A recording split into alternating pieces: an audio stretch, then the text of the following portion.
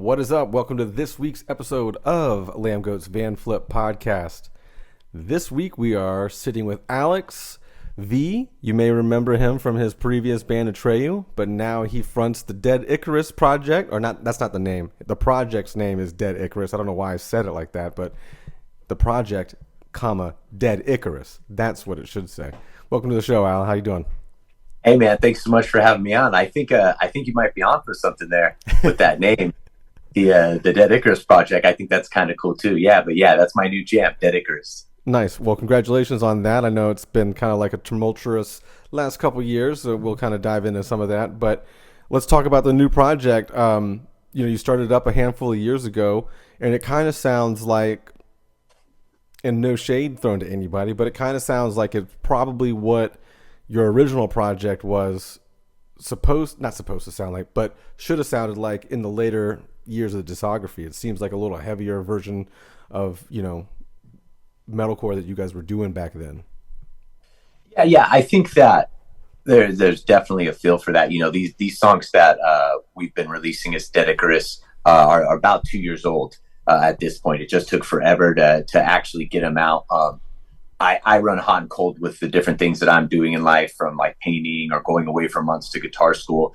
Gabe's also in Enterprise Earth, so he's traveling and busy, and he's also recording other bands and everything. So it took us a while to finally get everything together and get it out there. But yeah, it's super awesome. I don't try to necessarily. There's always going to be like comparisons to EX-ATREYU because of me.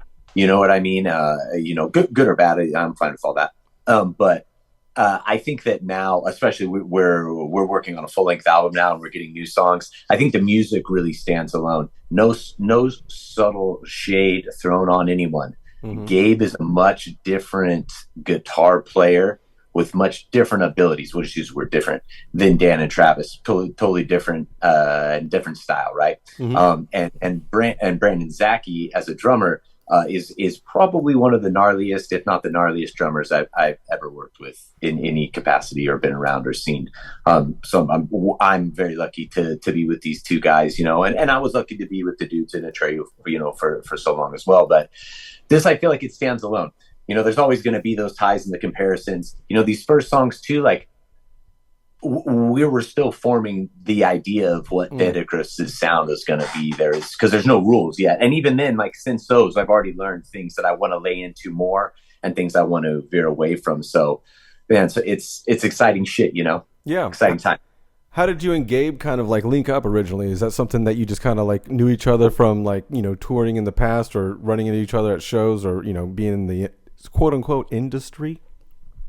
We had some mutual friends. I was looking for someone to write with. I don't want to write in like a full band capacity anymore. EX-ATREYU wrote in a semi-unique way until they started working with Feldman, and then it kind of changed.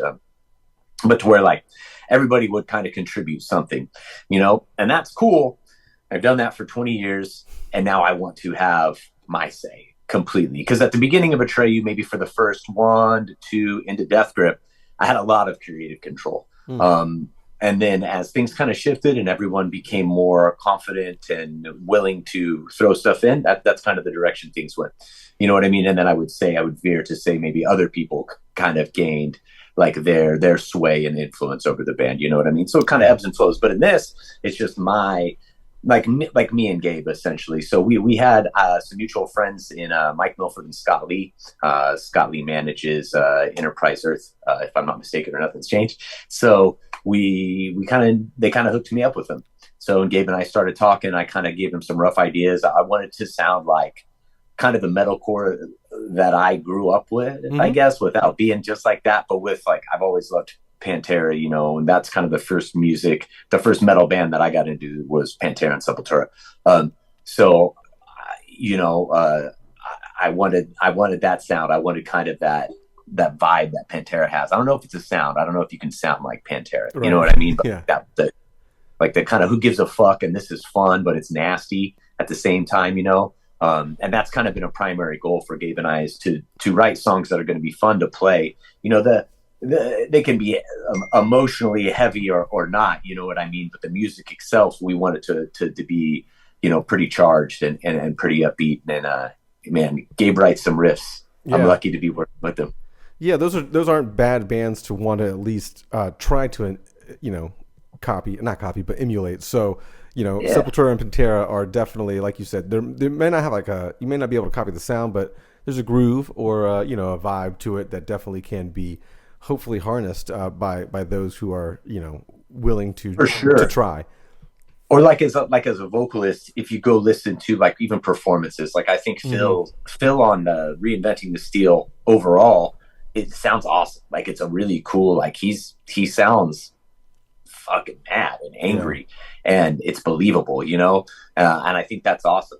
I love that. I love that feeling. Like I want to convey emotion like that through music, because I think it can get lost. It's easy to lose it. You're in a studio, Mm-hmm. you know what I mean. Life's easy. You're detached maybe from your what you're actually singing about. And I think Reinventing the Steel and shit like that, like fuck, like you kind of push back, like he's fucking reeling, and so stuff like that can influence you without even being direct, like, oh, I'm trying to sound like this or I'm trying to sound like that. You know what I mean? Just, oh, that performance, like the way that he commits to that is very interesting and very Mm-hmm. genuine to me. Yeah, I personally I never really was like a super huge fan of Pantera back in the day.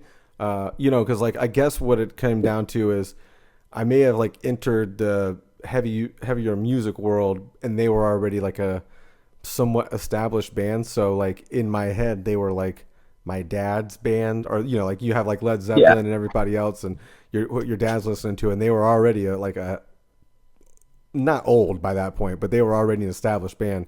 But I say that to say that last year or this past year, I believe, we saw them at Rockville. They played Rockville, and that was probably that's my only time I've ever seen Pantera live. But I will say it was very impressive. They didn't pull out any hair metal tracks from those early days, but I was thinking maybe it would be cool to have one of those. Did you ever kind of like mess with that version of Pantera?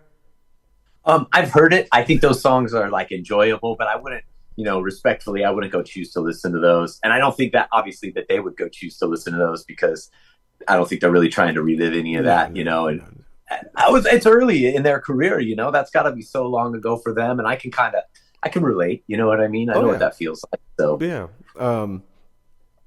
Do you? Because we've gone. I think you and I, at least through the Lambgoat Twitter at one point, or maybe the Instagram. Because I know you've definitely talked to Alex once or twice, but I think me and you went back and forth a while ago, and it might have been like right after everything went down with you and your prior band, but to try to be on the podcast. But one thing leads to another, and obviously that probably wasn't the best time for that to happen. And now here we are. yeah, I got a mouth on me. And I think when everything went down with the band, you could say it was maybe a contentious situation. What everyone expects from me who knows me is fucking crazy shit to come out of my mouth. And I Yeah. felt like in those situations and all that, the only time when I piped up or maybe we said a little something here or there was when maybe I felt, I don't want to say the word attacked, but I Mm-hmm. felt like things weren't being conveyed like the right way. Other than that, like, I did my first interview in several years, like 3 days ago. Yeah. So it's like number 4 for me in several years. Because I purposely, like, I just wanted to get away from that whole situation. And how am I going to get away from that if I'm like going out and like fucking doing interviews, talking about it all Yeah. the time? So the best thing for me was to just let whatever narrative was going to get put out there, that I left or whatever fucking bullshit that was put out there. Mm-hmm. It is what it is. The official words that everyone agreed upon, and lawyers and things like that, is Right. parted Right. ways. Right. So Right. that's the phrase that needs to be used by everybody whenever they discuss it. You know what I mean? I So get that's you. how I put it. That's the nice way. Mm. And so when that kind of parting of ways happens, it's like, dude, like, what? It. I It's want like to a be a bad part. breakup between like an ex girlfriend, like a longtime ex girlfriend. It's Yeah. like a divorce, as nice as they can put it. There's a lot Yeah. of relationships and feelings in there, and when those things sort of happen, it's like, dude, I can say crazy stuff, and I'm an emotional person. I thought it was just best to kind of bench myself through all that now, and kind of learn things. I've had arc about learning about my mouth and about learning like when to use it and when to like try to be the heel and when to like shut the fuck up. Right. And so, you know what I mean? I've learned from previous experiences, like the whole metalcore thing and stuff like that, to be like, man, maybe there's more power in silence right now. And let people think what they want or say what they're going to want about it. Cause that's ultimately what people are going to do anyway. Of course. You know what I mean? Based on their previous history or their previous things in life. So, you know, I want to be a part of positive things that I am juiced up and excited. Like I'm excited to do in my heart. And I can't say that was the direction that I was in 2020 and prior. You know what I mean? Yeah. And so now, man, I'm so lucky. There's a curve and a path to get there, and it was a little fucking painful and lonely. You know what I mean? But man, like what a good story in the end one day. Yeah. You know what I mean? When I finally am able to come out and like XYZ it all for the Netflix special. Yeah. It's going to be sick. You know what I mean? It'll be very interesting. You know what I mean? You know, life's a journey, you know, and I think I've learned a lot, and through being humbled in a way. I'm Alex Vakartzas. I'm Alex from EX-ATREYU, and I've done that. That's been my life. That was my life for 20 plus years. You know, we started the band when 14 years old, and for it to end like so abruptly, at the beginning of the pandemic, my wife's 6 months pregnant. I feel like I've got no friends, and the couple I have, I can't see anyway, right? Because it's from fucking laws, right, or whatever. And so it's just like, man, and I have no job, so it was a pretty crazy time. But I feel like you need that. I feel like people like me need that. Like you need a little humbling, a little perspective to see how lucky that I am, and how lucky just to be alive. And then to have all that I'm afforded to have through hard work, but then also just through fucking blind luck and opportunity. Life's a blessing, man. What do I have to be negative about? And I was in such a negative place for so long because I don't think I was following my internal compass, kind of like I felt like I should. I felt like I artistically, maybe in the band, you know, to go off on a sidebar here, I wish I had voiced more not my discontent, but my hesitance in the complete change of directions that kind of took place. That was very rough between Death Grip and Lead Sales. I'm all for change. I'm all for growth. I signed the major label deal. It was a huge part of all that. I don't put that on anyone else. I'm not trying to say I was forced into anything because I know that's the cool thing. Try to say, put off on other people. I was a part of it. You know what I mean? But with that being said, I see the delivery man here real quick. So come back, pause, and we'll jump back into it. Give me 1 sec. Sorry about that. I was in the middle of a good tirade there, but yeah, I rambled. It's all good. It's all good. I was gonna bring up the fact that, like, you know, you guys, and I don't plan to harp on EX-ATREYU all day long or your previous projects all podcast long, but there are a couple of things that I kind of am curious about or want your opinion on. But you know, like the thing with, you know, since you guys invented metalcore, JK, I know that whole thing is a whole running joke, and you know, you recently like walked those claims back per se, and we can get into that. But because you guys were such like for what it's worth, EX-ATREYU, especially at that time when you guys were on Victory of Suicide and, you know, like the Curse and all that stuff, that those were kind of like monumental records for that time period. You know what I mean? And it is kind of you know, you admitted that there was a change when signing to a major and all this, that, the other stuff, but still, it must be difficult, really, though, to be a part of those records and for them to be. I don't want to speak for anybody, but like I'll speak for myself that those seem to me like EX-ATREYU's seminal records. Like the Curse is definitely one that probably like got you all like the most notoriety at the time, because like I feel like that record just kind of like slingshotted you guys out of like whatever tier, whatever band tier you were, and then, you know, elevated you to like now you're on MTV2, and you're doing all these videos and stuff like that. And then was nuts. Yeah. Was it ever like daunting to try to like copy that or like one up that record? You know, I don't think we, man, it's so hard because it was so many years ago. Yeah. I don't know if we like ever thought about it. I just thought it was like on to like the next big adventure, next big thing. And it was under, you know, and that was going to be, you know, being on Hollywood Records. And then it was like, we're going to work with, you know, Feldman. how to put it, like, and you kind of know.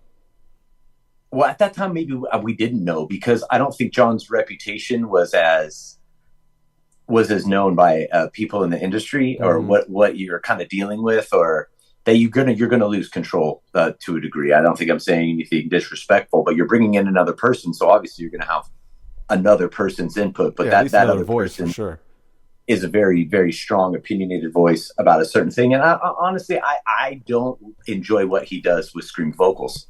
Obviously, it didn't work out too well for my scream vocals. They changed and evolved. And I'm a big boy. I'm a big fucking boy. I'm very opinionated. I do what I want.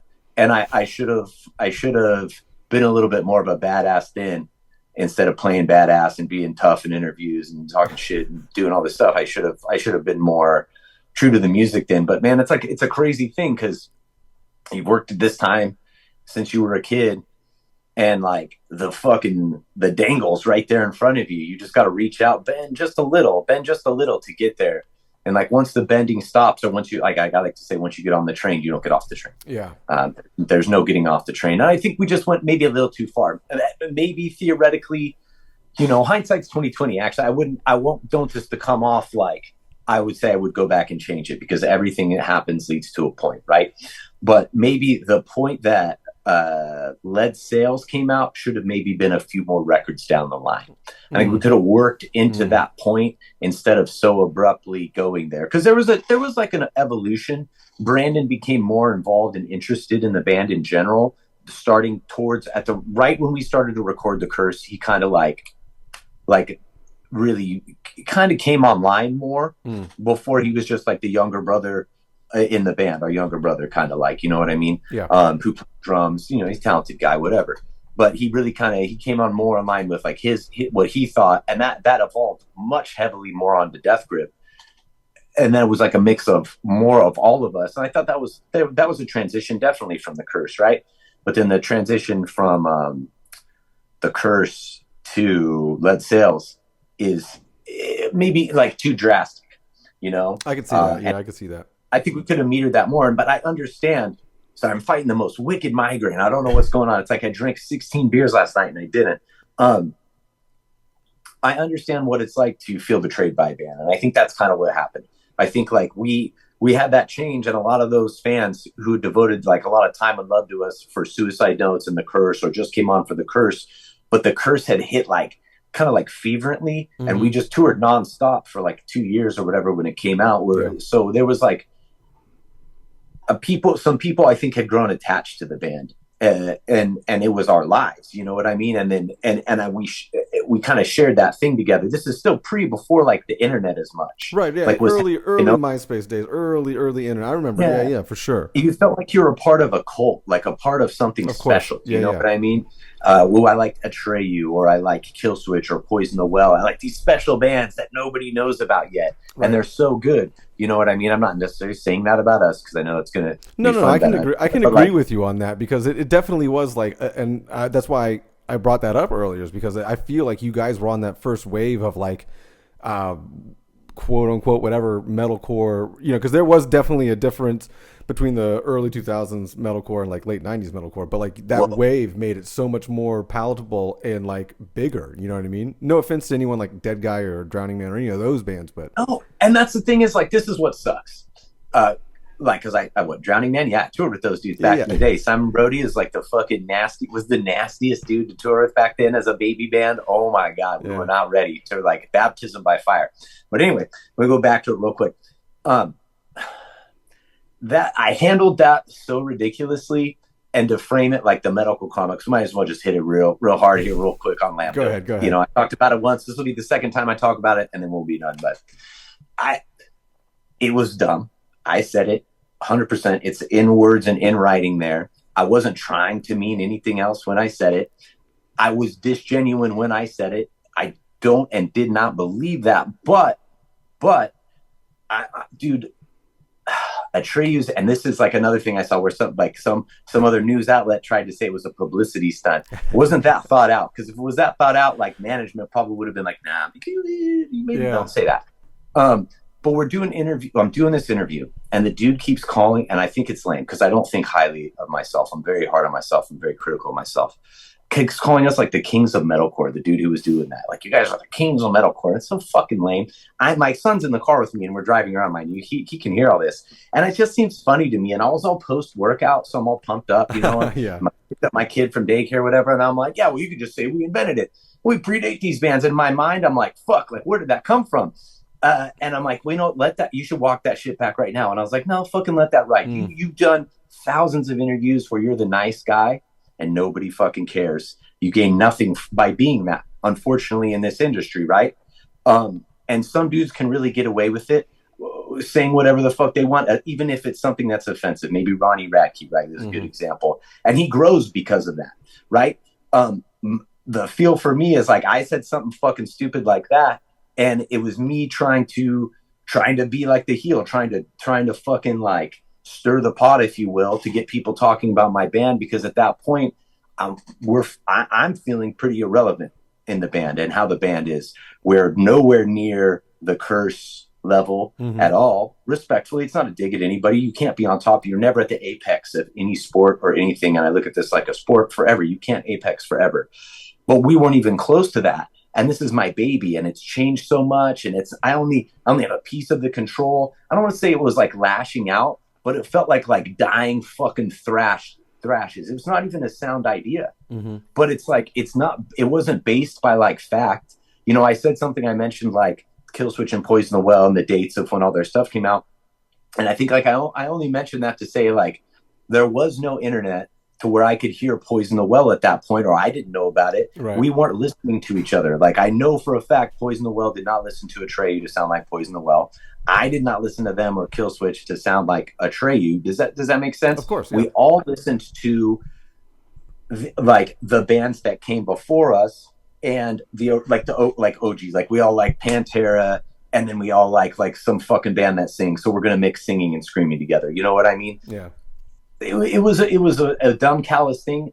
I don't even know if I'd go and take it back, because everything leads you to somewhere, and I needed to learn a lesson about not being true to myself. And I said something stupid, and I kind of deserve to, not forever be remembered, but I shouldn't forget, right? Right. You should never forget like who you are, and you shouldn't. So like the fact that that some people, that's how they want to remember me, like, that's good. That keeps me like fucking humble and keeps me not saying stupid shit to better myself.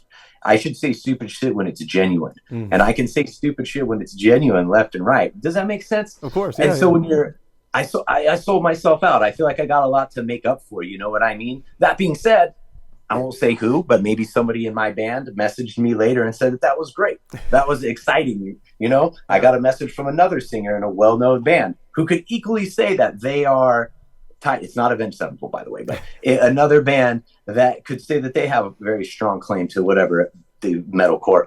And he's like, dude, that was awesome. I wish I had thought of that a while ago. Yeah. But when I say it, it's like, oh, the metal community. I think it was even Lambgoat expected the metal community to have his back on this. Why the fuck would I expect that? Atreyu is like the least liked band on Lambgoat. You know what I mean? Like, I'm sure there's one or two more, but why would I expect like the metal community that kind of like shunned us, right? Like, there's people who like us, but Atreyu was never like the cool fucking band. Like, I won't go on and say what cool bands are cool and not, but there's bands that it's cool and there's bands that not. And Atreyu was never like, maybe for a hot second at the Curse, but then after that, you know, I would say polarizing more. We're more of a polarizing band, and that's cool. That's who I am. That's what I want to be. Polarizing makes you fucking feel something. You feel alive. I fucking love this. I fucking hate this. I feel passion. I feel alive. I feel alive when I'm fucking floating in the middle.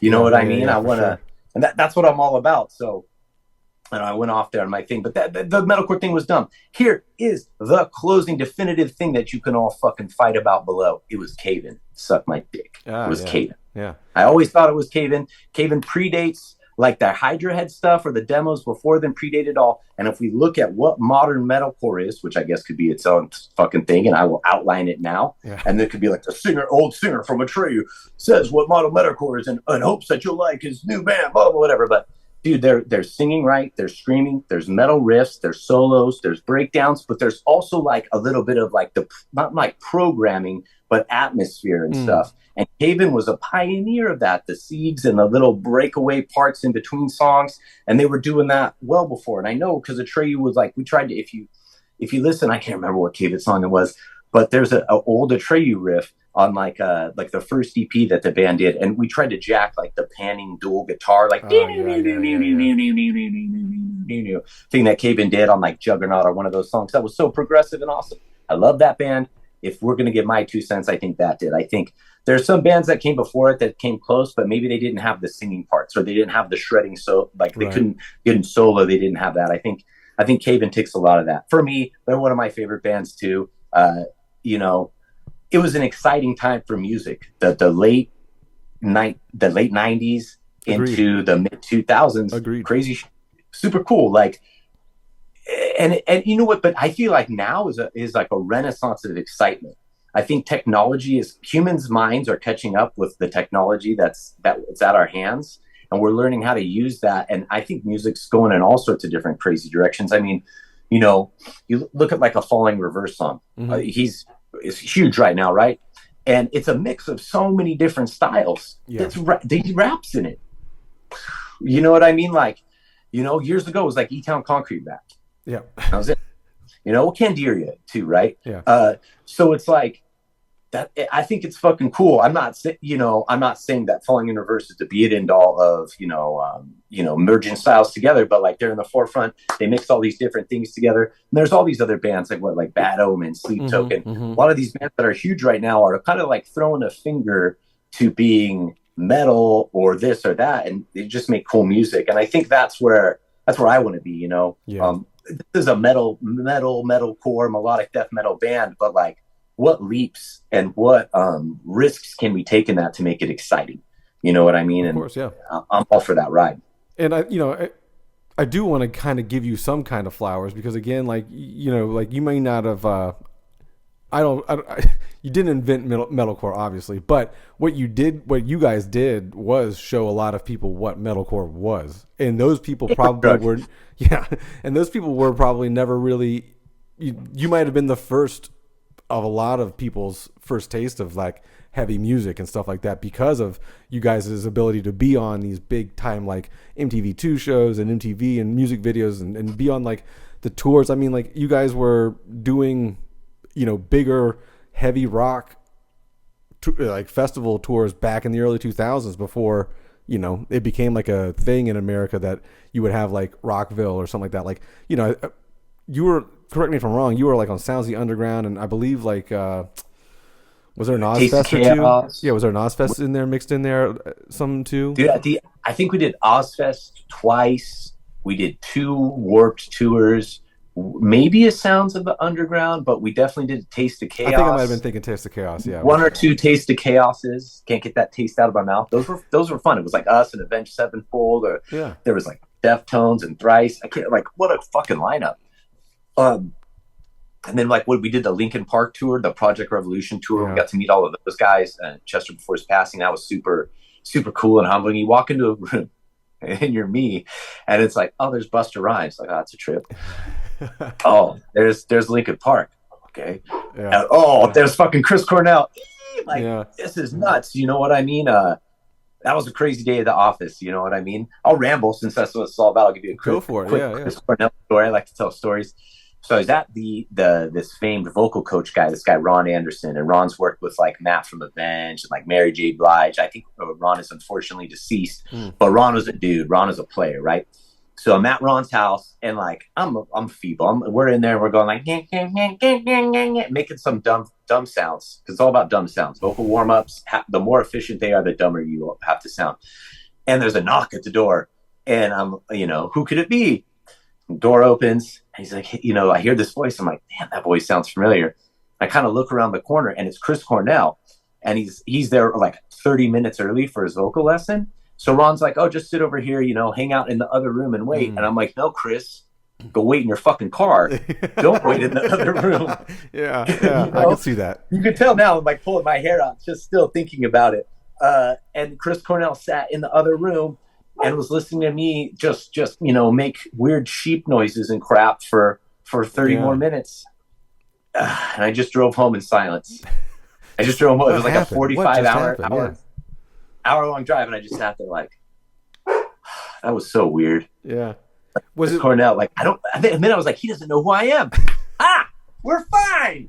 Until he talks to the guy and it's like, Ron's like, who was that? And he, oh, well, it was so-and-so of this band. And then he goes and checks you out, well, thanks for ruining that for me. 15 years, 20 years later. Yeah, he definitely probably heard you guys, But yeah, I mean, like, I remember that Linkin Park announcement, and that was a crazy announcement to, was that the same one with AFI? No. Okay. I don't think we've ever toured with AFI, because we would have annoyed them to no end.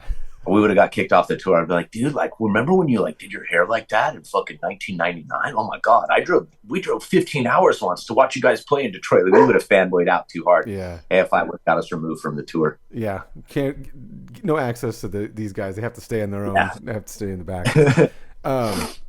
So yeah, let's I mean, we can talk endlessly, obviously, about Atreyu and the times that you all had in there and everything like that. But again, just the kudos for you guys running the long career that you have had. I mean, like, and again, it was one of those probably like parting ways or breakups or whatever you want to call that is kind of like somewhat on the same level as like Every Time I Die's Split. You know what I mean? Like, these are like you guys were bands that moved the needle for 20 something years, whether you fully enjoyed what you were doing. What the product did was open this world up to a lot of people, and again, like, there needs to be bands that are more palatable, like Sleep Token's not a thing for me, but I understand what it does in the universe of heavy music, right? Like, you can get Sleep Token on mainstream radio or mainstream, whatever. And then if you're into that, you'll do some research, hopefully, and you'll find Lambgoat and then ruin your life. You know what I mean? And you'll find all this other heavier music that's, on a different level. You know what I mean? And I understand that everything has a place regardless. You know what I mean? So yeah, kudos for you guys for doing that, obviously. And I would say, like, the Curse probably played a big part in, like, me getting into metalcore, because that was kind of like one of the first metalcore records I really heard of, because I didn't have an older brother showing me the cool stuff or a cool person that was already knowledgeable about it. I had to find all this shit on my own. Do you remember when it first started getting called metalcore? Because I don't. No, it was already metalcore. Was it called metalcore back then? I mean, I'm talking like 2000 and 2002, 2003. Like, when I started like getting on the internet way more prevalently, and when my because I was a new metal kid first, and like punk music and all that stuff, right. So Glassjaw and Hatebreed kind of swayed my, those were the bands for me at the time. But again, I'm finding like Glassjaw and Roadrunner records, you know what I mean? So like, it's Nickelback, Slipknot, Glassjaw, Fear Factory, and some other people, at the time. But those Glassjaw records, especially, what was the first full length? Is it the Everything You Want to Know About Silence? Yeah. Yeah. Oh my God, that's a vocal performance. Yeah, I just had Daryl on the podcast Friday. Dude, we toured. We never toured with Glassjaw, but we toured with him when he was with Head Automatica. Oh, cool! Yeah. Head Automatica and like Drowning Man and us. It was some random stuff. That'd have been a weird one. Or Sky Came Falling. I can't remember. It was a long time. I think Sky Came Falling. I think Sky Came Falling was because I think we even mentioned it on the podcast that we just did. But yeah, he never does any like that kind of press stuff. So when we had the opportunity, of course, we drove 6 hours to go do it. But and he was always a cool dude. He's a character. He's an artist. Of course. So let's get into the new project, Dead Icarus.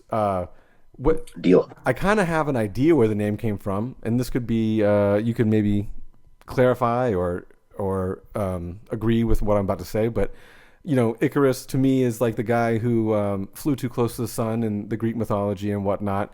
So is that kind of like a play on that? Whereas like where your time in Atreyu, you guys did ascend to some ungodly heavy realm level early on. Is that a play on words for that kind of time and moment? I think for me, when I kind of like I thought of the names, I don't even know if I had too many other names. it just like, I think that was one of the first things I landed on. So maybe it was just being lazy, but it felt so right. Like I'm Greek as well. Okay. So the parable or the myth, whatever it is, of Icarus is from Greek culture, right? So it's been in my life, my whole life. I remember that story. It's like, it's very much like the Greek movie, like growing up, like my dad has indoctrinated me into the mythology and stuff. So it just felt kind of natural. I was trying to think of names, and this whole thing to me is it's like a bigger thing about life and learning and going through things and experiencing stuff and coming out of it better. And to me, Dead Icarus is, it's that I flew too. It's not necessarily like with Atreyu stuff. It's just like my personal thing is like, I flew too close to the sun. I wanted what I knew I shouldn't grab for. You know what I mean? And I got burned for it. You know what I mean? And to me, it's just a reminder to be genuine. You know what I mean? To listen to that inner voice, because the inner voice was firing through those years at certain points, but there's so much other stuff going on. How do you, express some of these feelings and stuff? And now it's unmitigated. You know what I mean? I can express everything any way that I like now with Dead Icarus, and the name to me is basically like what you said. You hit it perfectly on the head. It's okay. Reached and fell. Interesting, and it's crazy what you brought up about like that internal voice, because like I turned 40 this year, and I've always had that like internal dialogue of like, hey, maybe not do that or do this. And then someone else mentions something, or your parents might say something, or somebody else in your friend group has a different view. And time after time after time, whenever I've listened to somebody else, it's not worked out for me. So at some point I just decided to fuck that. I'm not doing it anymore. Your quote unquote gut or your gumption or whatever, that internal monologue, like you should probably follow that. And so hopefully younger kids are listening to you and I talk about this right now, and that they will, hear a bunch of older dudes talk about like, I should have followed my inner monologue earlier on. But really, in general, that's what it is. Like, you hit it kind of when you don't really listen to like internally and what your voice is saying, you're gonna be led astray for the most part, or you can be led astray, and it's gonna take you taking some lumps for you to figure that out. But I mean, like, if you ever been in a relationship, like say with a partner or a lover or whatever, and you have this like weird feeling that something's going on, there might be a reason for that. You know what I mean? There might be a reason for you getting those feelings, or getting that inner monologue churning. There's a reason for it, and you probably should listen to it at the most point. No, for sure. Give me 1 second. My dog is barking nonstop. It's all natural, man. It's natural life. It's natural. It's natural combo. Get this guy to come in here. What kind of dog do you got? And he is an American Bulldog. Oh, nice. I've got a little. Go ahead. He's a little over a year old, so he's a big dopey puppy. Yeah, that's a good time. I've got like a almost 13-year-old boxer, and then my girl's got 2 7-year-old chihuahuas. So yeah, I'm fully aware they can get a little yappy every now and then. Oh man, he's been fired up. He knows, he can tell when I'm doing something, and he knows. I'll just go sit outside his office door and bark, and then he doesn't even come in here, and he wants to go outside. So he's following his internal compass, this son of a bitch. Listening to me too much. But yeah, I think that everybody should do it. I think it's easier to listen to your internal compass now because of how like open-minded everyone has become musically. I mean, metal and hardcore would be pretty gatekeepy. You know what I mean? And now I think with so many bands like merging things and having different styles, and there's so many sub-genres, it's almost fucking ridiculous. Like there's so many different cores, like I can't keep up. So it's I can't either, Alex. I can't either. There's so many. And it's so, I think it's all like people are getting just like, fuck it, I don't care, I just like what I like now. I think we're moving towards more to that. The younger you are, I think you're more opinionated, like, no, I only like this. But I think now we see, all these bands and everybody taking leaps or sticking to their guns more. Because like, I remember at times, this is kind of weird, this is where my mind would go, but we'd be playing in Atreyu, and a lot of times performing for me, like especially screaming stuff, not like autopilot, but it's like on autopilot. Like I've done it so much, pretty good shit and condition for it. Like I can just do it. So my mind sometimes wanders when I'm playing, and I may have smoked some weed in my life, and so it's okay. It's an okay thing to do, buddy. remember being pretty high and playing and just being like, am I going to still be doing this when I'm 40? Like, what's it going to be like then, just screaming. Like, I got to adapt.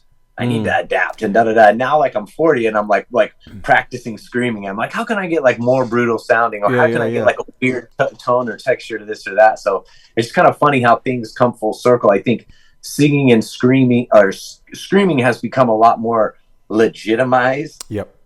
As a form of vocal expression, and which I take no credit for. I'm simply saying it has become that way. And I think like some dudes, and that's only in a couple of years, I think it's happened more. Like, Melissa Cross I think she's coined these terms, because I don't remember, like fry screaming and false chord. Her or somebody has come up with these terms, and they're pretty helpful in ways of like just quantifying, okay, that's what's going on, but that's how this person is using their instrument. Yeah. You know what I mean? I mean, back in the day, I remember back in the day, there was only like because I used to be in a band 20 something fucking years ago that no one heard of.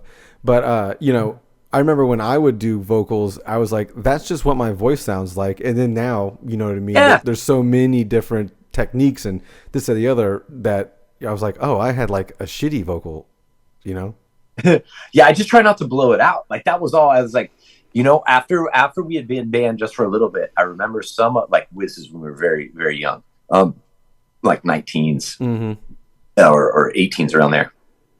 And some of the friends were like, Alex sounds different when he's playing live. Like, his voice sounds different. It's like a little higher or this or that. And I guess like I would already naturally like fry screaming a little bit screaming at a lower level.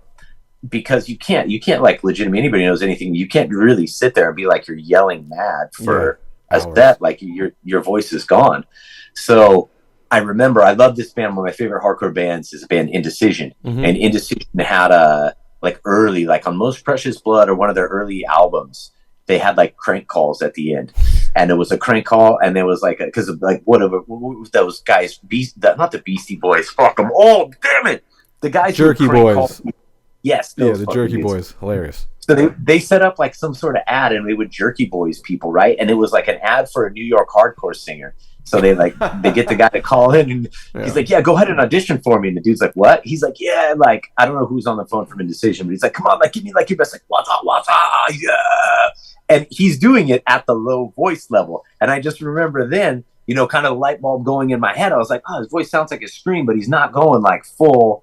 You're not going full bore, Yeah. It was kind of like an aha moment for me to pull way back. And, if you go look and Google when that record came out, it's been a while. So that information has been in my head it's just funny, the weird things and how they interpret, because I found, I'm like, man, if I go like full bore, all in, like my voice only sounds a little bit different. And I'm taking away the whole rest of the tour sounding good. I'm going to sound good for the first week and a half, So, that helped. And then getting in better shape. When Atreyu first started, I wasn't in very good physical shape, and I would always get sinus infections and all these other things. And I changed my lifestyle, I guess, and I got rid of a lot of that. And it's kind of helped me, perform and keep my voice, keep it as beautiful, natural all these years. But yeah, I remember for a while being vibed out, going on stage and being like, fuck, I can't scream. And we were playing like Falling Down.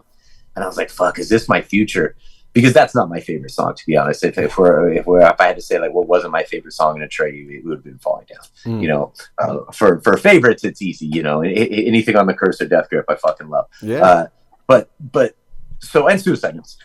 So it was just kind of like, man, it's funny how things change. How screamers have got it. So I think in modern times is a super long way to get the dude from, I'm bad with names and I don't know anybody.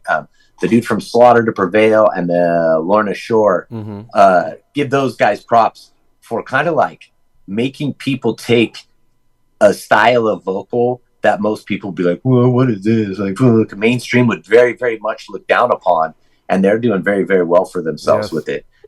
I think that's badass.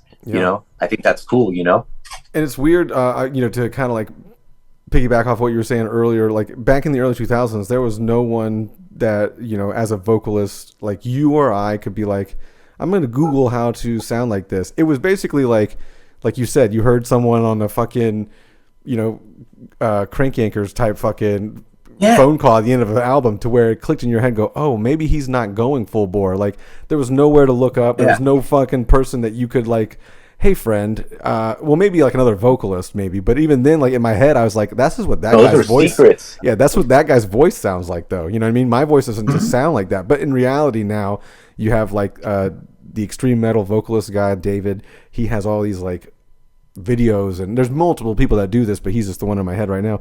David does all these videos where he can teach you how to fry scream, teach you how to guttural scream, teach you all these things, and it's kind of like, wow, if I had that when I was fucking 19, that'd have been different. I'd be doing something different, I would think. I don't know. Yeah, I'm only a little bit familiar with that, dude. I wish I had more hours in the day to like go down a wormhole. A lot of it, I think, is so personal too. I think, like, with screaming and stuff, it's like finding what works for you and your voice. You know, and taking that, you know, and, you know, I think that's the best way to go, you know, take what all these people give you, but I have exercises from some famous coaches or whatever that are garbage. And I have something to give me that's gold too. Yeah. You know what I mean? So it's like assimilate to like what works for you and what can like work in your brain. That's the same with like jujitsu. I trained jujitsu Cool. for a long time. And like, if you know, take what you can take in, but don't try to like, I'm going to learn every single move in class this week. Like, that's not the fucking way jiu-jitsu works. I know some higher belt maybe is going to disagree with me and they know better, but for the way my mind works is, let's say we learn 6 moves that week. I'm probably not going to learn them all that in the 30 minutes that we drilled them. What's the 1 or 2 or the one that sticks? What's the 1 or 2 that sticks? 2 is elite for me, but what's the one that sticks? I'm going to take that. I'm going to apply that. I'm going to learn how to use that properly. And then, you know, next week we're back at it. Maybe we get another one in there. You know, it's a slow accumulation of skills, and life is just like that. Of course. However you want to look at it, you know what I mean? And that what's cool for jiu-jitsu is it lets like bros like quantify life in different ways. It's like, well, I work hard here and I can do better. Now I work on just little pieces at a time. And man, I needed that reminder. I hadn't trained for years. You know, I earned a blue belt 15 years ago when I was maybe 23, 24. And then I trained for probably 3 years semi-seriously. And then I stopped training a little bit. I think once you get a blue belt, I think there's like jokes on the internet about how dudes stop training right away. So I became that joke. And then I came back to it when I turned 40 because I'll be honest, the pandemic was slowly going away, but still in effect. The separation from Atreyu had left me with not a ton of friends, you know, and I realized that they didn't have the same interest as me anyway. Like, we're very different people, the guys in the band and me. We have very, very different pursuits, and my mind in particular, unfortunately, works different than most people I know. Isn't that the case sometimes? Yeah, and I feel good about it because I watched this Jordan Peterson thing from a long time ago. I'm not huge on everything that guy says. I'm not huge on everything anybody says, but it was about how like certain type of artists or certain type of people communicate. And as he's giving the speech, I'm like, oh man, that's me. You know what I mean? Like, like that. But it's not necessarily a good thing. It's just like the random way, like my mind processes and then like kicks out what's going in there. And I see it in my son. And so it's weird. It's a cool thing, but it's also frustrating because I'm like, why do you got that shirt on? You're wearing a different shirt that you had on when you came home from basketball practice. He's got a different shirt on. And he starts telling me about like gum on his shoe. Why gum on his shoe? And we go this back and forth forever, and I'm tearing my hair out. There was a time I cleaned gum off of his shoe that he shot a video for this dude, and this guy came back and gave them T-shirts for doing the video. But his way of tying it all together was the gum on the shoe. It's like, fuck, abstract thinker, dude. You know what I mean? And I fall into that category. Yeah, at least you can guide him a little bit as life goes on. You can hopefully kind of wrangle it in there and guide him a little bit. I was really worried when he was first born. How old? You don't have to ask. I don't want to know any personal information. But how old is your son? Oh, my son's 9. 9. Okay, 9 years okay, old. Cool. I got 9, 7, and 3. Oh, you got a whole crew of them, huh? Yeah, 2 girls and 1 boy. And my son, I was very afraid. I'm very afraid he's going to become like me. I think it's cool to say, like, talk about mental health these days. So I try not to. Everybody else likes to. I just try to deal with my shit. But I suffer with some things just like everybody does. And I didn't want to see my son become like me. Yeah. You know, and once I saw him grow more, it's like, I didn't want to see him like me. I don't want to see either of girls like me. And when my last daughter was born, the realization really sunk in about my depression and about some issues that I was having. And I was like, fuck, like I can't let these kids be like me, which unfortunately can lead you to some other like pretty bad things, bad thoughts. And then you, like, for me, I think about them, and I think about how like my job is to lead them, not make them not like me. They're going to be like me, just like make them better than me and make them learn. You have certain things built inside of you, and you're built a certain way. And some of it's are going to be huge advantages. Some of it is going to be a huge advantage, and some of it's going to be a huge disadvantage. So you need to learn how to manipulate yourself. Yeah. And that's, if I can give them that with my time left on Earth, I think, you know, I'll be very, very happy, you know. You know, it's all about the journey now. If I can understand myself more, to understand them, and then having them, you know, do you have kids? Did we say? I do not have kids. It fucks with you, man. It really does. So. Like I have nieces and nephews from my younger sisters have nieces and nephews, so that also fucks with me a little bit. But yeah, I can only imagine. And so it's just been like a mind blowing thing, you know. The progression of my life and my mindset through each child, and the last one really tipped the scales. You know what I mean? The last one I had you know, she came along when, like, you know, like I said, you know, at a weird time in your life. All of a sudden, everything's changed, you know, and I'm like, oh crap, like we're having a baby, you know. So but what an awesome time to like get inspired. You know what I mean? If there was a time to pull your head out of your ass and like shit, like learn how to deal with your personal problems, I'd say that's the fucking time. I was gonna say it's almost kind of like a saving grace, kind of like where like like not only is the pandemic happening and the band's falling apart, but now at least you have something kind of almost to kind of distract you a little bit. Although it does probably give you a little bit of like you said, worry and like what am I gonna do and this and the other shit. But at least you're spending time thinking about that too on the other and not dwelling on the other stuff. Dude, gray hair.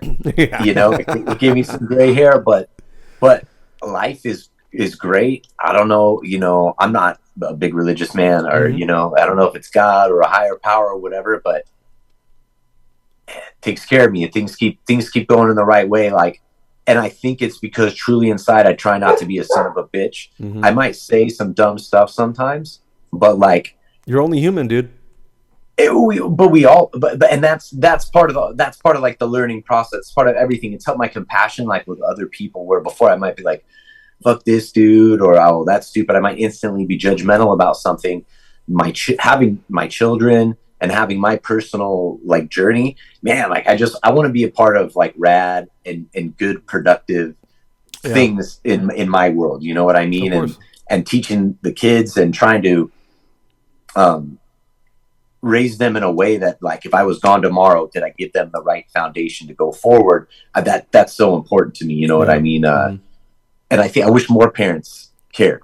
You know, I see now that we're growing up, I see so many, you know, he's lucky that the group that he runs with, they all got parents that are invested. Some are law enforcement, and they're cognizant, and they're in their children's lives. And I think we have a problem in this country of people kind of checking out, and it's easy. We got so much other shit going on, but and some people are just having kids just to have kids, and then it's not really, they don't want to raise the kid. And that was not a luxury, you know, without going too much into my personal stuff. But maybe someone out there is experiencing the same thing with, you know, my wife and I weren't even supposed to be able to have kids. We were lucky enough to be able to through IVF for my first two children, and then my last child is we call it the miracle baby. Because, you know, we weren't supposed to have kids, and we had kids at arguably the craziest time to do that. Hey, that might have been the reason why. You never know. The universe might have been like, here it is. I think you're correct. Yeah. I think you're correct. I'm sure that it was the reason why. You know, I hear religious people say that these things are what, like, and like maybe I'm slowly getting converted, but like that's not metal. Take that shit out of the interview. Put something about Satan right there.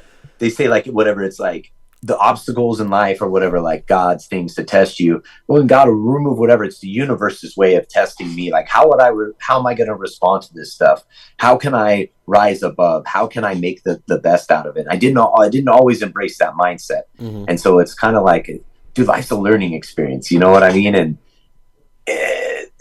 where I'm at now is it feels fun, man. It feels cool. You know what I mean? I'm seeing my kids. My son's getting into music. Cool. Son's Yeah, super awesome. like Green Day and the Descendants. He loves the Descendants. I love the Descendants too, but we have to take little breaks from the Descendants Yeah, because no, I we get listen it. a little too much. Yeah. But it's like it's awesome to see his obsession because he's like me, right? So I already know he's gonna obsess how obsessed he gets with these bands. He's like, Dad, Green Day sent me an email yesterday on Spotify that said I'm a super listener, and they thanked me and they told me this stuff. And they're just, they're selling tickets for like a tour. But I was like, dude, that's so awesome. Normally the pragmatic person in me shits on that somehow and ruins it. Right. But I was like, I'm like, oh, that's so great, buddy. It's so cool that they appreciate you. What's your favorite song? What do you like to listen to? I want, make him feel good about it. Like, and I think like, what if everybody treated each other? We don't have to kiss each other's ass, but what if we treated each other kind of like that? You know what I mean? Just a little bit better. And that's kind of been my thing. Like, how can I do that? Either treat people nicely or just be hands off, Yeah. But everything comes back on you. I've seen it. I've seen it to some people who've done some fucked up shit to me. I see how it comes back on them. And man, I'm going to try to live in the right. Yeah. You know what I mean? Yeah. For as long as I can, I agree to that. Yeah. It's weird where life takes you. I mean, I never saw myself being here, but here we are, and one thing leads to another, just like it's for you, one thing's led to another. It's so crazy. Yeah. Before I cut you loose here, because we're running on an hour, which goes by quick. Which is sorry, bro. I ramble. No, it's fine. It goes by quick. And again, like I told you beforehand, this is not like an interview. So by all means, more off the beaten path we go, the better. But I felt like you green lighted that. You asked for it. Yeah. That's what I do. I'm a gaslight and green light all I can. You know what I mean? But anyway, you brought up I think before we got on the podcast that you paint. How often do you do kind of like physical media art or like painting or anything like that? I've been slacking a little on physical media, maybe for the past year and a half since I discovered I was real slow to come along to the tablet and Procreate. Ah, yes. But I've been doing so much art and so much stuff for Dead Icarus. I made like the second music video that we did. I and learning all these things and doing it that I haven't got to do like physical paint. Like I painted this thing up here behind me. I was going to ask, because that's a pretty cool like graffiti-esque like type thing. Yeah. Like a pop art mix, whatever. I did this sort of pop art thing over here. Very cool. Are those like are those lithographs? Are those printed after the fact, or are those painted like on those canvases? No, that's like hours, like underpainting. Okay. And all. It sucks. 40 by 60, I think. It's pretty cool. I gotta give you props on that because I also do kind of like graffiti and artwork and stuff like that. So I understand how fucking difficult that was. Thank you. Yeah, no, it was fun. Like for this one behind me. I always like Donald Duck. Like there's more to it than just this Donald Duck, but it's got like the devil Donald Duck and then the angel Donald Duck over here and then him cussing in the middle. But it's just about like that's the real side of people. That's the reality of people, and not Mickey Mouse. Mickey Mouse is fake as fuck. Like he's nice and he's happy all the time, and life is so great for him. And it's that's not really life. And I always associated more like as a little kid like Donald. I like Donald more. He would get mad, but he still meant well, and he liked Daisy. He's a good dude, but a little bit of a mouth here and there. He was more relatable. He's more real. I make a joke that Goofy is fucking Goofy. He's too stupid. Right. Like who really is like, oh gosh, well, Goofy's my favorite. And if you're out there and Goofy's your favorite, I'm sorry, but it should move on. Rethink your life. There's a reason why you're rethink it, man. You could do better than Goofy. Yeah, you could do better. Yeah, we all could. So yeah, man. No, it's exciting.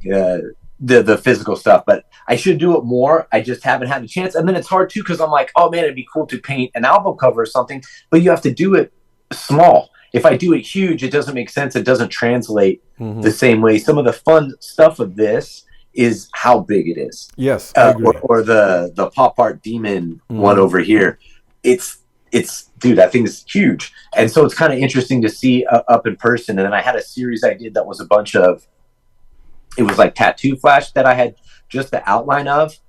And then there was layers, like there's layers in this Donald one of, if it was wolf art, I went and researched and found different depictions of wolves in like Mayan art or a Greek art or different cultural arts, and then I reappropriated them on the painting somewhere. Whether it's messy or graffiti or whatever, but it's all like wolves on this one, or it's all snakes on one, or it's all panthers on another. So that's my mind works. All the time I like to create. Someone was asking me the other day, like, you like to do all these other things, but take you away from music. And it's like, I realized that music is secondary. Music was my first form, but like, I'm a creator, and not in this way of like a YouTube person, but I have to create. I'm that only that brain. I don't possess the ability of that, the math brain. I only function in this world. That's you like, know what I mean? Yeah, totally me. I get that too. And it's like, I always, because I have like ADHD and stuff like that. So where it goes, like, I'm always doing like Lambgoat stuff, right? But I'm also doing like I'm doing a bunch of other things too that no one knows about. But my day to day always comes back to this Lambgoat thing, which is cool, and I'm glad that I found something that like that, because I've always been passionate. I started doing like this music journalism stuff like way back in the early 2000s on my own website, and just so happens that I've come into working with the website I used to visit as a kid, and then stepping into the seat of running the whole thing, which is insane too. But it's like it's just crazy how that works. But I'm always doing fucking other things. Like, I have other hobbies, like you have other hobbies, and like, because we're passionate about those things, whether they're on a different level of passions, you may like one thing more than the other thing or whatever, but because of the way my brain works, I'm going to be touching base on all of them all the time, no matter what. And it doesn't seem like it's to the other person, it could be like I'm all over the place, but to me it seems like I got to do this and then that and then that, and I can do it in the span of like doing the same thing at one time. I can do Lambgoat and do some art on the side if I'm at my desk or something. Let me throw this out there and see if you get this. Do you feel weird when you don't like get stuff done? Like, I'll feel very weird if I'm like, oh man, I didn't do this, I didn't like check off something. I just sat around and watched like Halo. I can't. That's the other thing too. And when as I've gotten older, as I've gotten older, like, video games were definitely something that, because of the constant movement on the screen and the always like working towards a goal type thing, and wanting to get the next badge or complete the next part of the game, that was very like I would sit in front of the screen for hours and play video games or watch TV. Similar thing, right? Changing images, flashing, blah blah blah. Like a fly to the light. You're just looking at it. But as I've gotten older, it's like I start feeling like way bad if I'm sitting watching TV or playing video games. I'm like, shit, I could be doing something else right now, dude. And that's a bummer. But I also think that at some point I have to give myself like an hour a night or something like that, just to fucking do it, dude. And you have to learn that ability. Yeah, I think that's definitely true. You have to learn it. I think that's something I've come into a little bit. I'm letting myself watch TV a little bit more now. I used to not watch any, and it was a huge form of stimulus for writing, like horror movies, and movies are just huge. Like, turns my brain on and gets me moving. I just stop watching everything, and I'm just like focused on like, I build guitars too. So I build guitars, or I'm painting, or I'm doing something for the band, or I'm practicing singing, or I'm being a dad. Like, it's all over, but I love it. But I feel weird if I don't do all that stuff. But yeah, if you don't make the time for yourself, I started to see how those things would suffer. Yeah. You know what I mean? So it's like, okay, I need to start working out again. I stopped working out for a while. I got a little depressed after some things went down in 2020. Yeah, so I stopped working out. I was drinking tons of Modelo and not working out. And then I just kind of like, oh my God, like, what am I doing? Like, again, with the kids, I'm like, God, like, what example? Saw some influencer, some dude I look up to, doing the thing of mine where he's talking shit at you for being a piece of crap and setting a bad example for your kids. And I'm like, oh, fuck. I was supposed to see that for a reason, right? Like the internet or something put that in front of me for a reason, Alex. Go on a walk, do some push-ups, Yep.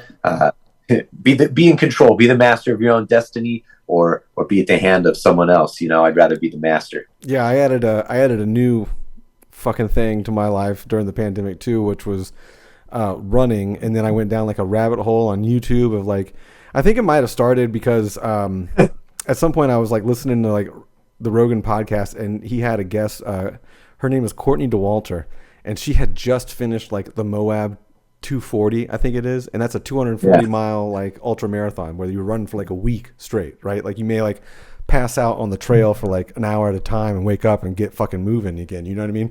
But like, in my head, that broke my brain. I'd never really thought that like anyone ran that far ever, and why would you? And then Goggins, bro. yeah, and then then you get Goggins, and you're like, oh fuck, this guy's an insane person. And I listened to him, and especially for running, like I got into that, and I got injured twice, so I got like running injuries in the last 2 years, and I'm currently I should be running again, but I'm just getting over like a year-long battle of like plantar fasciitis, which comes and goes, which is a pain in the ass. But the goal, I think, for this year, being 40, is to run my first ultra, which is 31.5 miles, which is fucking stupid, right? Yeah, it's dumb, right? But again, like, it's one of those things where like it's daunting, but when you're in it, like you're just in it, and like you have a goal of like just finish the race or finish the distance, and it's crazy, and it's mindset stuff too. Like working out or running is very mental. Like I use a lot of and this is going to sound kind of lame, but like I use this app when I was getting into running called the Nike Run Club, and anyone can download it obviously, but they have these like guided runs, and within that run you have like this coach which is saying the lamest things to you, and they'll pop in, like 10 minutes into the run, be like, oh, hey, you're almost there. Or like, hey, you're on the back, it's all downhill from here. You're halfway through. And like that all downhill from here, like you're once you crest the halfway point of a run, holy shit. Like it could be like a 14-mile run. If I get to 7 miles, I'm like, dude, 7 more is no problem. You know what I mean? And that's daunting still though, but that mindset just keeps you moving, dude. I think it'd be funny, like you had me or somebody be that voice, and it came on, and it was like 7 minute or 9 minute mile, huh? Yeah, Let's move a little faster. They'd be saying they'd be saying like 10.5 minute mile, huh? Yeah, I'd be like, yeah, I'm jogging out here, man. It just talks shit to you. It's like, last week was better. Have a good one. It's like, that's like if Goggins had his own fucking workout app or something like that. Hey, motherfucker, you need to get to that next quarter mile. Yeah, just screaming at you. Yeah, he's a character, man. I love it. I think people, if you set that goal, and even if you don't reach it, but you go through all the steps and commit to it and try to achieve it, you'll still be better off in life than you were than if you didn't. Does that make sense? Mm-hmm. Of course. Sometimes the act and the journey, even if we fall short, we don't get that gold medal or silver or bronze, we're not even on the podium. The act of stepping up to the plate, training and trying, I mean, that's it. We're not all going to be fucking champions, baby. No, some of us go out there. There's not everyone can be a champion. You know what I mean? That's why there's like a difference between champion and everyday people. Yeah, for sure. There's tiers to it. And so I think like anything like that, I think that the number one thing that people could do for their like mental health and everything above drugs and above everything else is a daily exercise, whether that's a walk or working out. Man, I put off, so I'll keep ramming. I'll stop here in a second. But I used to think walking was a joke. Like same. Oh my God. That's their workout. Too. Yeah. And now, dude, I follow this one dude I've respected for a while, and I've reconnected with his teachings, and he's out there, this dude, Mike Dolce, and he's just preaching about walking, and he gives you his science behind it. And I'm like, all right, look, I've tried all this other bullshit things. Like, this seems pretty fucking easy. Just got to go walk every day. So like every day I got up and I go walk. I walk for like, I will always walk for like 1 hour. Every now and then I give myself a 50-minute one, but every day, like 7 days a week now, I think, for the past month. Before I was kind of like spotty and I would miss here and there. And now I really try not to miss. The only way I allow a miss is if like I go to jiu-jitsu that day, or I have such a large caloric deficit that I'm creating through activity through that day that I can justify it. But other than that, like every day I go, I live in Southern California, so I have the benefit of it being kind of sunny. But I have that hour. It's usually first thing in the morning, right after I drop my kids off. I'm always fasted when I do it, and because I'm not burning glycogen, I'm not going above a certain heart rate. I'm tracking, like I wear a Whoop monitor, and I try to keep it at a certain heart rate. I'm always below 120. It's fucking nerdy, but I do it. No, I get it. And then like, every 5 minutes I rack out. Now I do 13 push-ups.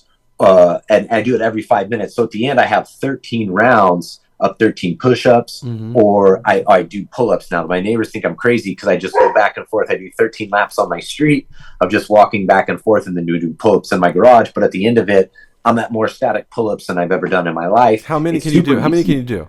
You don't have to tell me some wild-ass number because it's impressive. Pull-ups are impressive on their own. No. If I'm sitting here, palms facing me, boom, rack and hanging, I can do 10, no problem, dead hang, palms facing me. Palm facing away, my body dynamic, something about it's always been harder for me. Yeah. I could hit 10, but it would be like... Yeah. you know, I would need to parse it out. But if I parse it out today I did, you know, I went around 60 in an hour. And so for me, that's good. I'm still getting in the volume. I'm still doing it. It's not as fast, but over time, this accumulates. And over time, I add more and add more. Like at the push-ups, I started at 10, and now I do 13. So I'm slowly increasing my volume over time, which would be periodized training, which does work in strength training. And man, I'm seeing results. Like I've lost a significant amount of weight. I've also like cleaned up my diet and being more responsible and I won't keep beer in the house. I allow myself to drink it, but I don't keep it in the house. Same. And I never been the type who goes to bars, but if I go to friends for UFC, I'm going to have a Modelo. It's mostly like if I go to shows, that's like where it's, if I go to a show, which is going to be like once a week, twice a week, once every 2 weeks or whatever, I'm definitely going to like have a beer. And then that just leads to 4, you know, so it's like whatever. And I give myself that because I used to just drink like every day or, you know, like whatever, let's drink tonight with the boys or like whatever. But now it's gone to where it's just like, oh, I'm just going to drink at the shows. the number of like from 1 to 4 to 5 to 6 creeps up real fast. And that's what got me over the pandemic. I didn't even realize it. And I'm like, oh man, I'm not working out and I'm drinking 6 beers a day and I'm not that tipsy at all. Yeah. Like, you know, is it worth it? Is it worth it? And I'm 100 at that point, you know, I'm not a heavy dude no matter what, but I'm maybe like, I'm just under 180 at that point. I'm not a big dude to be putting down that many beers in a short time frame. I should be feeling something, you know, especially because you spent most of your career on stage with your shirt off. So, you know what I mean? Yeah. You got a reputation to uphold. Yeah, no pressure there. Yeah, man. So I think, you know, it's interesting that you said that. One of the things, you said something really about 1 to 4 with the beers, but one of the things that guy Dolce says is like, nobody can have just one cookie. It would be okay if you could just go in your kitchen and have one cookie, but you can't. You know, I took that as a personal challenge. And every now and then I just have one cookie and it works out okay. But you got to you have to mind fight it because once that delicious, I love these oatmeal vegan chocolate. I'm not vegan or anything like that. I love this particular cookie. Trader Joe's makes these oatmeal vegan chocolate chip cookies. They're wonderful. I could eat the whole box, the whole little package at a time. But it's like, that's my thing now. I was like, man, just eat one. Just be responsible. Or a piece of like giant chocolate. Eat one. You know, and I think in life too, like people, if we just use like these small common sense things, we want it to all be fast. We want to be in shape right away. We don't want to work out all the time. We don't want to. That's the hard part. The working towards it. It might take months, man, and you might not see anything for a while. And that's the hardest part. So it's just like, dude, live a life in moderation. You know, be healthy, have goals, and just slowly try to go there. And that's where I am now. And because I'm older, dude, it's not. You know, I can't handle the volume in training or in life that I used to. So now I'm smarter about where I apply myself and how I apply myself, and I can actually do more better with less, which is kind of crazy. But it's all mindset, man. It's all like mindset. And I think 100% you should do that. The big one, the marathon, because that's awesome, man. The most I ever got down was like I did some of those Spartan races, and maybe those were like 10 miles, or maybe there was one that was longer. But again, you're doing like you're trudging through like mud and getting zapped by certain things, and you have to like go over these walls. I mean, the Tough Mudders and the Spartan races, I've seen a lot of that stuff. I don't know if I would do that. I like the whole like just getting my like 1:10, 10:30 pace, 9:30 pace, and just kind of like trudging along for hours. It out. Yeah, dude, for that many miles, it's just crazy. It's so and in Florida, it's tough because it's all flat. You know what I mean? And like I watch a lot of videos on people doing trail running and people doing like all these other. There's not ever really like an ultra that's on the street. You know, like no one's running an ultra marathon on the street. They're running it in like, woods or in the mountains or something like that. So there's another element to that, and I don't have that ability to like practice that so much here in Florida. But yeah, I mean, hopefully this is the year. I'm gonna strive my hardest to do that this year, but it's fucking daunting too, you know. Dude, you have my support, man. I want to see it. I think you can do it, man. We should train together, and you should do one too, and we'll just like satellite ultra satellite the training. How many miles is it? 31 and a half. It's a 50K. 50K is what that is. 50K. Oof, I don't know about that. Yeah, I know. I'll support you though. You're doing pull-ups and shit. Like that's something that I wish I could do. Like when I started like hiking and like walking and doing all these things like a couple years ago, I started hiking. Like one of the goals is to hike the whole Appalachian Trail. So I've done, parts of it here and there. And I remember thinking, I was like, man, if one day I just want to be strong enough that if like one day I'm slipping down a cliff or something like that and I'm holding on at the edge, I can just go, yeah, just pull myself up. Dude, I would like to think that I'm strong enough to do that. And then I watch, like my son watches, what is it, American Ninja Warrior or some of those things. Yeah. And I won't get us on like another tangent here, but like some of these dudes are pretty yoked and they're having trouble pulling themselves on this thing. And I'm like thinking, man, if I fall off this, if we fall off this proverbial cliff, we're fucked. Yeah. Like only the right type of dude is going to be like, up, maybe adrenaline will kick in. Hopefully I'd tear a muscle for that, at least for that, in that particular instance, tear all the muscles. But yeah, that was a fear of mine when I was walking on these trails. And I'm like, because, I didn't hike like that when I was growing up. So like when I turned like somewhere in the last 10 years, I started doing the hiking thing. And I was like, damn, you can like just be out here in the middle of nowhere and just fall off this fucking cliff or fall off this ravine and like no one's gonna fucking know, dude. You get gone really easily. Yeah. So, I think some people have gone out there. Of course, yeah. I've read the stories, seen the videos. I've heard. Well, man, I think I'm gonna let you go. It's big because we're gonna keep rambling on about just endless on the other things. I appreciate it. I appreciate the conversation. And new album, obviously in the works. Do you have like I know it's going to take probably a month for this to come out. So, you know what I mean? I know you have the 3 singles. You just kind of last month did So I Set Myself on Fire. That was the last single. But I'm assuming all these, the 3 singles you've released might be part of a bigger package that's going to come out later maybe. Well, we get to the end and we talk about Icarus. I'll hit it real fast.